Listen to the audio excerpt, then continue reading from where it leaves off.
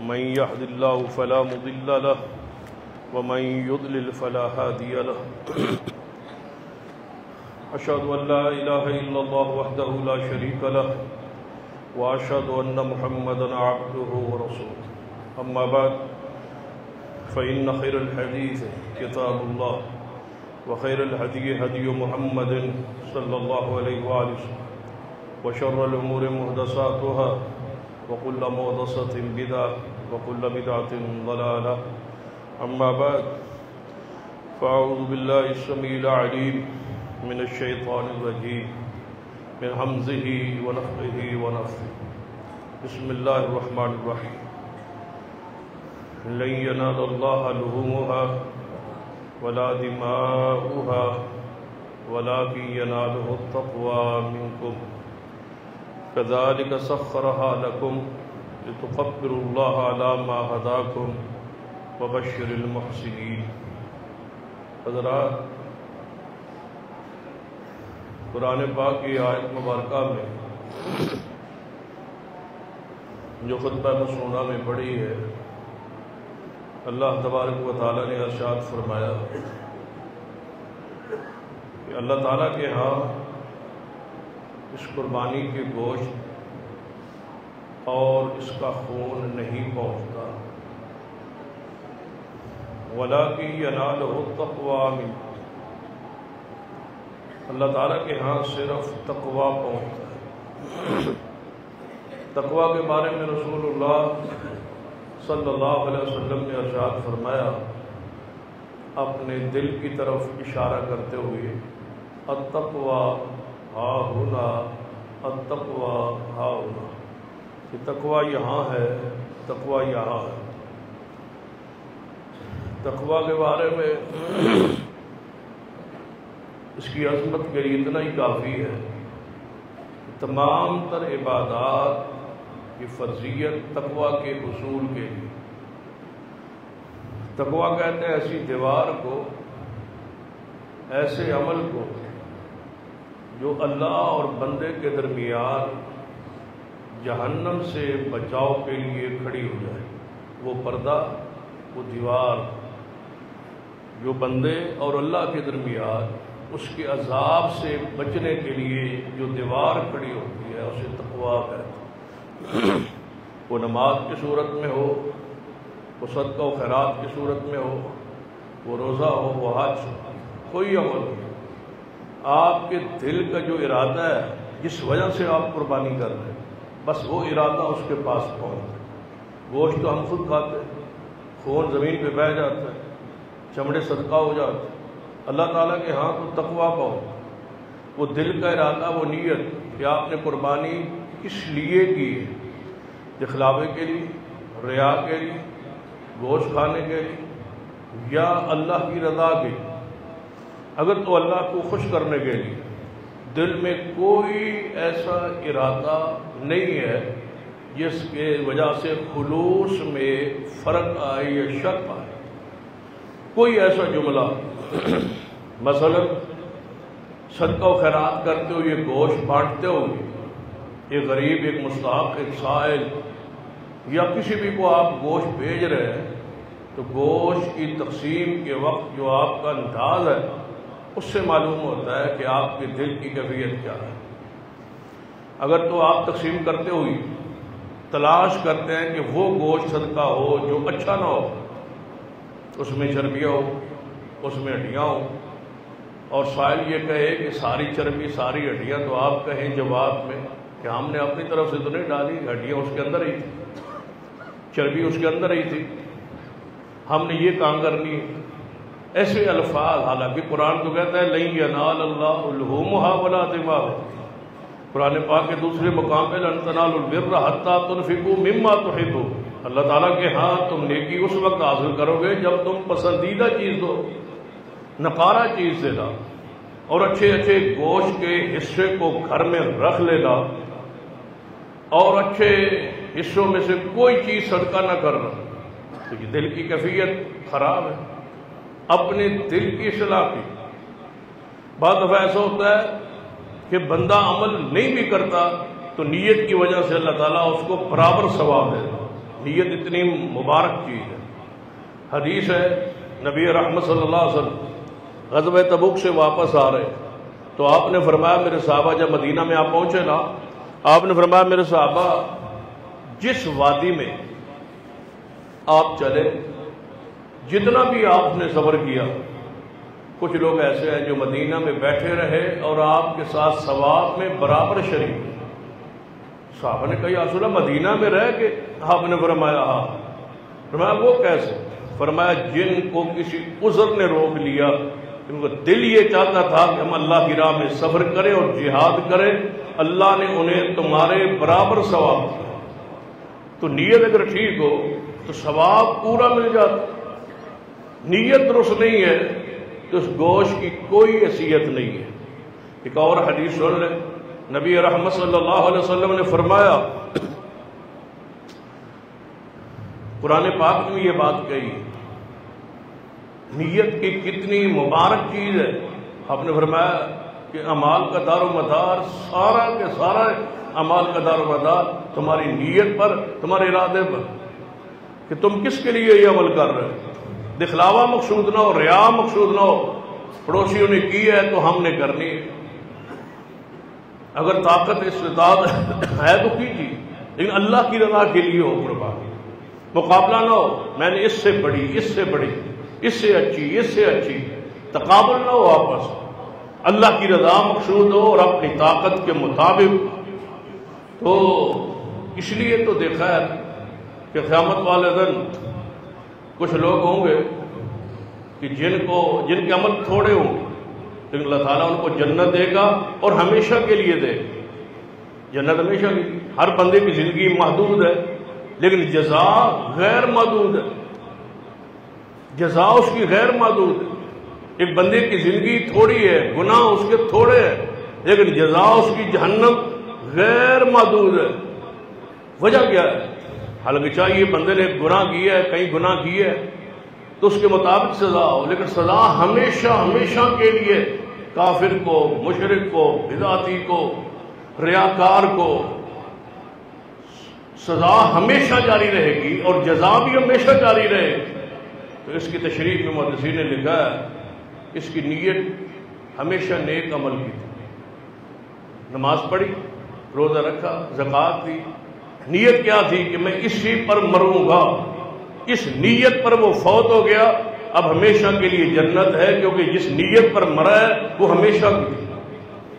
اور جس نیت پر مرا ہے گناہ کا، اس نے چھوڑنے نہیں. قرآن میں آتا ہے نا، سورۃ الانعام کی آیت نمبر 27 اور 28 کہ جب کافر جانا قیامت والے اللہ کے سامنے پیش ہوں گے تو کہیں گے یا اللہ ہمیں دوبارہ زندگی دے، ہم نے عذاب دیکھ لیا ہے، ہم نیک اعمال کریں گے. اللہ فرمائے گا یہ میرا اصول ہی نہیں ہے، لیکن یہ میری بات سن لو، اگر تم دوبارہ بھی دنیا میں جاؤ تو تم کفر ہی کرو گے، کیونکہ تمہاری نیت کفر پر تھی. کفر پر تم مرے ہو، تمہاری نیت اسلام پر تھی، تم نیکی پر مرے ہو. تو اپنی نیت کو درست کرے. ہر عمل لن ینال اللہ لحومھا ولا دماؤھا. سرور کائنات محمد رسول اللہ صلی اللہ علیہ وسلم نے فرمایا ہر چیز میں احسان، ہر چیز میں. وبشر المحسنین، اور نیکی کرنے والے، احسان کرنے والوں کے لیے بشارت ہے. آپ فرمایا جانور کو ذبح کرتے وقت بھی احسان سے کام لو. یا رسول اللہ وہ کیسے؟ آپ نے فرمایا چھری کو تیز کرو، جانور کو تکلیف زیادہ نہ ہو. پھر آپ نے فرمایا اس کے سامنے چھری کو تیز نہ کرو. ایک آپ نے شخص کو دیکھا جو پتھر پر چھری کو رگڑ رہا تھا اور جانور کی گردن پہ پیر بھی رکھا ہوا تھا. آپ نے فرمایا تم کتنی مرتبہ اس کو ذبح کرنا چاہتے ہو، اس کے سامنے چھری کو تیز کر رہے ہو. تو یہ ہے وہ احسان جو محمد مصطفیٰ صلی اللہ علیہ وسلم سکھلایا ہے. آپ پر ضروری ہے کہ یہ تکبیرات جو عید پر آپ نے شروع کی ہے اور کل سے شروع ان کو جاری رکھیں. 13 ذی الحج کی عصر کی نماز تک یہ تکبیرات جاری رہے. چلتے پھرتے، اٹھتے بیٹھتے، گلیوں میں، بازاروں میں، خاص کر مساجد میں فرائض نماز کے بعد. ہمارے ہاں یہ سنت آہستہ آہستہ چھوٹتی جا رہی. فرائض نماز کے بعد بآواز بلند تکبیرات ان دنوں میں کہنا یہ رسول اللہ صلی اللہ علیہ وسلم اور صحابہ کرام کی سنت. پھر آپ نے عید کے بعد، خطبہ کے بعد، دعا کے بعد آپ جس راستے سے آئے راستہ تبدیل کر کے جانا یہ رسول اللہ کی سنت، یعنی آپ نے گلی دوسری اختیار کر تاکہ نبی علیہ السلام کی سنت پر عمل ہو جائے، اور آپ ہو سکتا ہے یہی عمل آپ کی نجات کا ذریعہ بنے۔ کس ارادے سے نیکی کو حقیر نہ سمجھا کہ ٹھیک ہے حدیث میں تو ہے راستہ بدل کے جانا چاہیے، لیکن اب کون دوسری گلی میں جائے؟ یہ راستہ بدلنا آپ کی سنت ہے، اور یہ وہ تکبیرات جو آپ کہیں گے یہ چیزیں آپ کی گواہی دیں گے کہ آپ نے اللہ تعالیٰ کی تکبیر اور اس کی بڑائی کو بیان کیا۔ اللہ نے تمہیں ہدایت دی ہے، اللہ نے اتنے اتنے بڑے جانور تمہارے لیے مسخر کی ہے۔ یہ اونٹ جا دیکھے کتنا بڑا جانور ہے، لیکن آپ کے سامنے جھک کے کھڑا ہے ذبح کے۔ یہ گائے، یہ بچھڑے کتنے طاقتور ہیں ہماری جان کے مقابلے، لیکن ہمارے لیے مسخر ہے۔ اللہ تعالیٰ فرماتا ہے کذالک سخرھا لکم، جس اللہ نے تمہارے لیے ان کو مسخر کی ہے اس اللہ کا نام لو ان پر۔ جب سواری پہ سوار ہوتے ہیں تو کیا کہتے ہیں؟ سبحان الذی سخر لنا ھذا، پاک ہے وہ ذات جس نے یہ جانور، یہ سواریاں ہمارے مسخر کر دی ہے۔ یہ خاص اللہ تعالیٰ کی آپ پر رحمت ہے، اس ہدایت پر، اس رحمت پر، اللہ کے اس انعام پر کہ آپ کو طاقت بخشی ہے، مال بخشا ہے۔ اللہ تعالیٰ کی تکبیرات کو آپ آواز بلند پڑھے، اور جانور ذبح کرتے ہوئے نبی اکرم صلی اللہ علیہ وسلم اس کو بائیں کروٹ لٹاتے اور اس کی گردن پر پاؤں رکھتے، اور دوسرا ہاتھ آپ اس کی گردن پہ رکھ کے پھر اپنے دائیں ہاتھ مبارک سے اس کو کاٹتے، اس کو ذبح کرتے۔ یہ رسول اللہ صلی اللہ علیہ وسلم کی سنت، اور آپ اس پر اللہ کا نام لیتے، بسم اللہ اللہ اکبر، بسم اللہ اللہ اکبر، اور پھر اس کو کھاتے اور تقسیم کرتے۔ تینوں صورت شریعت میں جائے، اگر آپ چاہیں تو 3 حصوں میں بانٹ دیں تقسیم کر، اگر آپ چاہیں تو سارا کھا سکتے ہیں یا سارا صدقہ خیرات بھی کر سکتے ہیں۔ جس طرح یہ پوچھتے ہیں یہ سارا گھر میں رکھنا جائز ہے، تو یہ بھی پوچھا کریں کہ سارا صدقہ جائز، یعنی سارا اللہ کی راہ میں دیا جا سکتا ہے۔ جس طرح سارا کھایا جا سکتا ہے سارا صدقہ بھی ہو سکتا ہے، یعنی کہ اگر گھر رکھنے کے بارے میں سوال ہوتا ہے تو صدقے کے بارے میں کوئی پوچھے نا کہ سارا صدقہ ہو سکتا ہے، سارا صدقہ ہو سکتا ہے، سارا دوست احباب کو کھلایا جا سکتا ہے۔ آپ کی نیت ارادہ تو اللہ کے پاس پہنچ گیا ہے۔ اب صدقہ خیرات، لیکن ضروری ہے کہ آپ غریبوں کو، یتیموں کو، مستحقین کو، بیوہ عورتوں کو جنہوں نے قربانی نہیں کی ان کو اس میں شامل کریں، اور سنت یہ ہے کہ قربانی اپنے ہاتھ سے ذبح کریں۔ اگر ایسا ممکن نہیں ہے تو دوسرے کو اپنا وکیل بنائے، وہ ذبح کرے، لیکن ضروری ہے کہ جو شخص ذبح کرتا ہے وہ احکام الہیہ کا تقوی، پرہیزگاری اختیار کرنے والا ہو۔ یہ نہ ہو کہ وہ بے نماز اور بے دین ہو۔ آپ اس کا بھی پورا اہتمام اور خیال رکھیں۔ پھر اللہ کی رضا کے لیے آپ نے جانور کو ذبح کر دی ہے، اس کے چمڑے کو صدقہ و خیرات صدقہ کریں۔ بہترین صدقہ یہ ہے کہ آپ مدارس کے طلباء کے لیے اس کو خرچ کریں، کیونکہ مدارس میں پڑھنے والے طلباء یقیناً قرآن و سنت کی تعلیم کے لیے وقف ہے، تو آپ ان پر خرچ کر کے یقیناً ایک بہت بڑا مقام حاصل کریں، کیونکہ قربانی آپ کھال بیچ تو نہیں سکتے، تو رسول اللہ کی حدیث ہے جس نے قربانی کی کھال بیچ دی اللہ اس کی قربانی قبول نہیں کرے۔ آپ نے ہر صورت اس کو صدقہ کرنا ہے، تو اپنے جامعہ امام بخاری اور اس کے طلباء کو اس میں یاد رکھیں، اور قربانی کھال خود بھیجیں، یا جتنا اس معاملے میں آپ کوشش کریں گے اتنا ثواب پائے، جتنا خود چلیں گے اتنا زیادہ ثواب ہو۔ اگر ایسا ممکن نہیں ہے تو پھر اطلاع کریں۔ اور کسائی کو اجرت میں گوشت دینا رسول اللہ نے منع فرمایا، اس کو اپنی جیب سے دے، اس کا کوئی حصہ نہیں ہے گوشت میں، اس کا کوئی حق نہیں ہے اس گوشت میں۔ آپ الگ سے اپنی جیب سے اس کو اجرت دیں گے تو تب اللہ تعالیٰ آپ کی قربانی کو قبول فرمائے گا۔ یہ ہے وہ سنن، یہ ہے وہ آداب، یہ ہے وہ احکام جو شریعت نے آپ کے لیے مقرر کی ہے۔ تکبیرات کو آپ نے جاری رکھنا ہے، خاص کر نمازوں کے بعد، اور واپس جاتے ہوئے تکبیرات زبان پہ ہوں۔ یہ چند دن ہیں اور گنتی کے ہے، اس میں خاص خیال رکھیں۔ اور خاص کر آج کل ایک ایشو جو ہے جس کا تذکرہ میں ضرور کرنا چاہتا ہوں، عید کے اجتماع کی مناسبت سے کہ پاکستان کے اندر ایک قانون بنا ہے کہ کسی بچے اور بچی کا نکاح جو ہے وہ 18 سال سے کم نہیں ہو سکتا۔ یہ قانون، یہ بل قرآن اور سنت کے خلاف ہے۔ ہم اس کی مذمت بھی کرتے ہیں اور اس کو رد بھی کرتے ہیں اور اس کو انشاءاللہ بدلوانے کی پوری امانت دیانت سے کوشش بھی کریں گے انشاءاللہ۔ قرآن پاک نے اور حدیث نے بلوغت کو بھی شرط قرار نہیں دیا۔ بعض علماء کہتے ہیں کہ بالغ ہو تو پھر نکاح ہو، نہیں، نکاح کے لیے بلوغت ہی شرط نہیں۔ نکاح کے لیے مرد ہے، عورت ہے، بچہ ہے، بچی ہے، نکاح اس کا ہو سکتا ہے۔ سیدہ عائشہ رضی اللہ تعالیٰ عنہا کا نکاح کب ہوا تھا؟ جب عمر 6 سال تھی۔ بتائیں اس سے بڑی دلیل کیا ہو سکتی؟ رخصتی کب ہوئی؟ جب ان کی عمر مبارک 9 سال تھی۔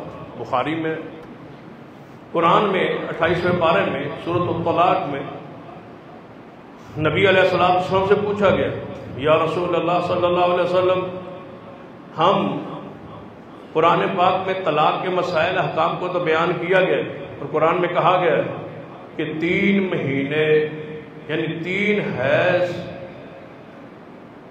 عدت ہے اس عورت کے لیے جس کو طلاق ہو۔ یہ سورۃ الطلاق میں 28ویں پارے میں ہے۔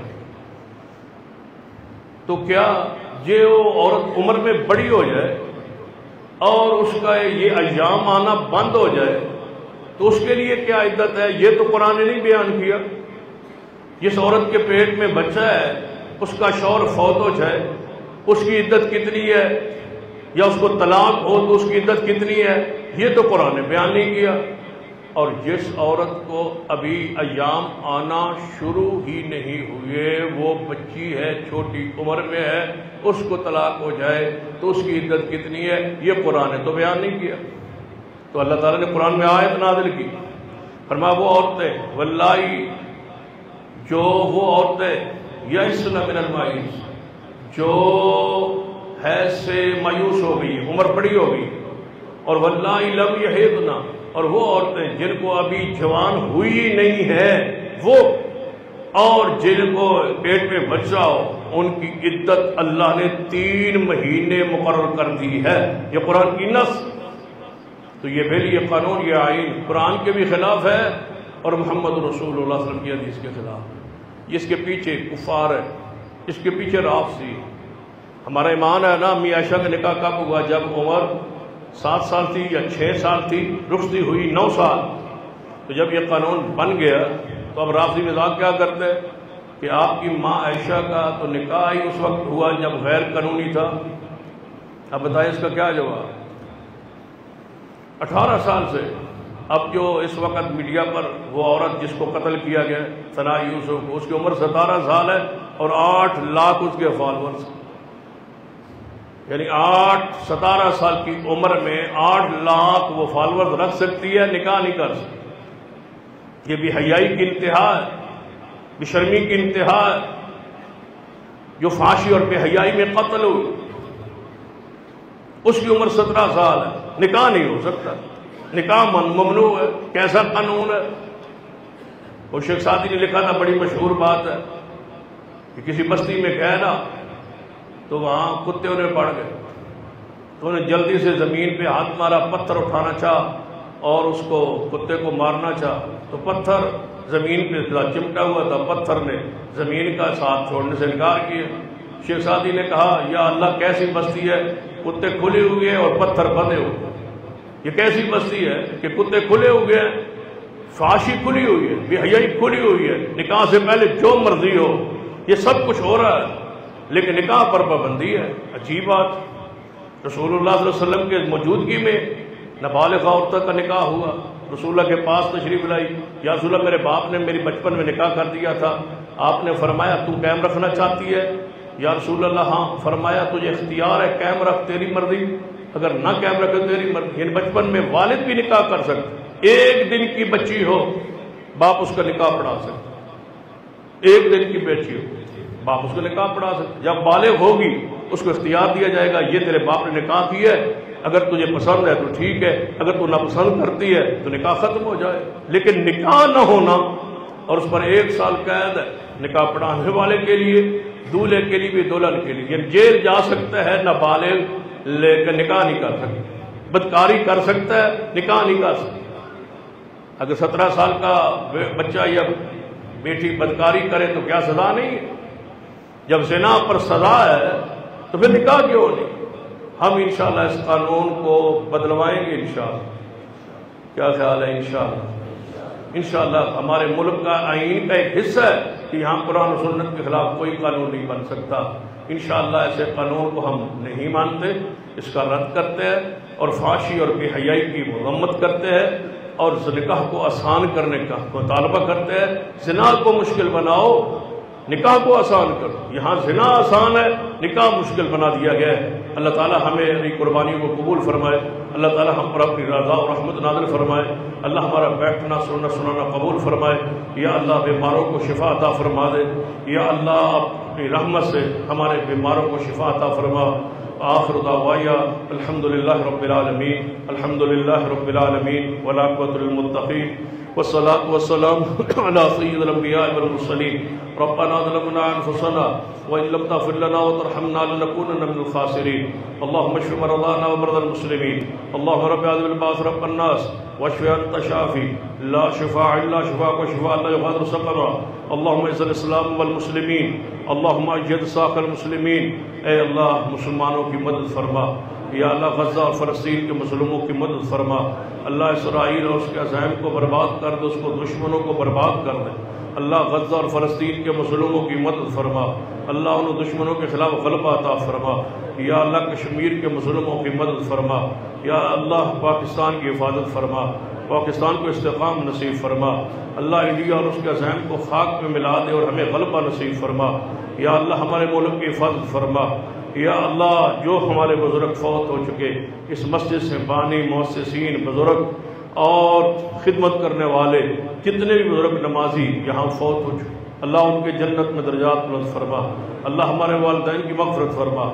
اللہ اس اجتماع میں جتنے ساتھی بیٹھے ان کے والدین جن کے فوت ہو چکے، اللہ میرے والدین سمیت ان سب کی مغفرت فرما۔ اللہ ان کے جنت میں درجات بلند فرما۔ اللہ ان کی قبروں کو جنت کے باغ بنا۔ اے اللہ ہماری دعائیں اب ہمارے والدین کے حق میں قبول فرما۔ اللہ ان کی قبروں کو جنت کے باغیچے بنا دے۔ یا اللہ جو تیرے بندے بیمار ہیں انہیں شفاء کاملہ عاجل نصیب فرما۔ اللہ ہمارے جامعہ کے شیخ صدر شیخ اجاز صاحب، اللہ اپنی رحمت میں شفا عطا فرما۔ یا اللہ اپنی رحمت میں شفاء کاملہ عاجلہ عطا فرما۔ اللہ انہیں لمبی زندگی عطا فرما۔ اللہ ان کی سرپرستی کو جامعہ پر قائم رکھ۔ اللہ انہیں شفاء کاملہ عاجلہ عطا فرما۔ یا اللہ ہمارے مقروضوں کے قرض دور فرما۔ اللہ بھی اولادوں کو نیک اولاد عطا فرما۔ یا اللہ اس گرمی کی شدت کو ختم کر کے رحمت کی بارش عطا فرما۔ اللہ ہمارے اعمال صالحہ کو قبول فرما۔ اللہ ہمارا آنا اس عید کے اجتماع کے لیے اللہ قبول فرما لے۔ اللہ ہماری قربانیوں کو قبول فرما۔ اللہ ہمارے اعمال کو قبول فرما لے۔ یہ ان کے پاس قربانی کی استطاعت طاقت نہیں ہے، اللہ ان کے دلوں کو بدل دے۔ اللہ ان کو مال حلال وافر عطا فرما دے۔ اللہ انہیں رزق حرام سے محفوظ کر کے رزق حلال وافر عطا فرما۔ اللہ ان کے دل کی یہ چاہت، اللہ ان کو مال رزق حلال عطا فرما دے۔ اللہ اس اجتماع میں کوئی ایسا نہ ہو جس کے پاس قربانی کی طاقت نہ ہو۔ اللہ ان سب کو رزق حلال عطا فرما۔ اللہ کاروبار میں برکت عطا فرما۔ یا اللہ ہماری اولادوں کو صالح بنا، والدین کا فرما بردار بنا، نمازی بنا، نماز کو ہماری آنکھوں کی ٹھنڈک بنا۔ اللہ نمازوں کو ہماری آنکھوں کی ٹھنڈک بنا۔ اللہ نمازوں کو ہمارے دل کا سکون اور ہماری ہدایت کا اور ہماری نجات کا بخشش کا ذریعہ بنا دے۔ اللہ اس مسجد کو، اس مدرسے کو، معاونین کو اللہ دنیا آخرت میں ان کے درجات بلند فرما دے۔ اللہ اس مسجد کو ہمیشہ قائم رکھ، اللہ اس ادارے کو ہمیشہ قائم رکھ، طلباء اور اساتذہ پر اپنی خصوصی رحمت نازل فرما۔ اللہ اس میں برکتوں کا نزول فرما، اپنی طرف سے رحمتوں کا نزول فرما۔ یا اللہ جو مائیں بہنیں بیٹیاں پریشان ہیں ان کو گھروں میں سکون عطا فرما۔ اللہ انہیں اپنے گھروں میں سکون عطا فرما۔ جو رشتوں کے معاملات میں پریشان ہیں اللہ ان کے لیے آسانیاں پیدا فرما۔ اللہ ہمارے ہاتھوں کو اٹھنا قبول فرما۔ جن کے عزیز و اقارب رشتہ دار بیٹے بھائی والدین بیمار ہیں اللہ سب کو تو جانتا ہے، شفا عطا فرما اور شفاء کاملہ عاجلہ عطا فرما۔ ربنا تقبل منا انك انت السميع العليم وصلى الله تعالى على رسول خير خلقه محمد وعلى اله وصحبه اجمعين.